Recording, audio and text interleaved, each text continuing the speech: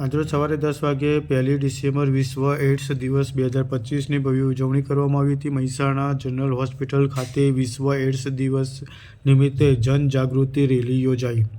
Rally દરમિયાન સૂત્રોચ્ચાર દ્વારા જનજાગૃતિ સંદેશા તથા આઈસીઈ સામગ્રીના વિતરણની સામાન્ય જનસમુદાયમાં એચઆઈવી એઇડ્સ અંગે જાગૃતિ ફેલાવવામાં આવી.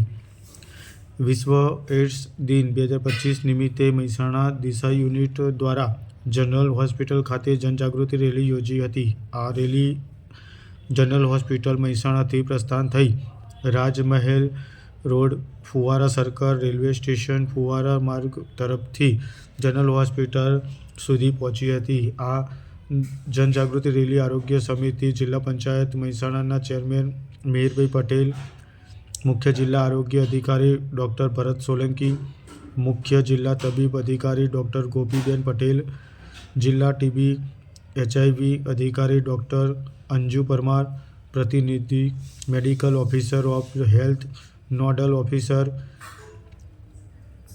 એઆરડી સેન્ટર મહેસાણા તેમજ અન્ય આરોગ્ય અધિકારીઓ લીલી ઝંડી આપીને પ્રસ્થાન કરાવ્યું હતું. આ રેલીમાં nursing school, general hospital Mehsana તથા સાર્વજનિક બીએસડબલ્યુ, એમએસડબલ્યુ કોલેજ મહેસાણાના શિક્ષકો અને વિદ્યાર્થીઓ સહિત દિશા યુનિટ મહેસાણા, એચઆઈવી એઇડ્સ સાથે સંકળાયેલા સંસ્થા તથા આરોગ્ય વિભાગના સ્ટાફ અંદાજિત 300 જેટલા લોકો જોડાયા હતા.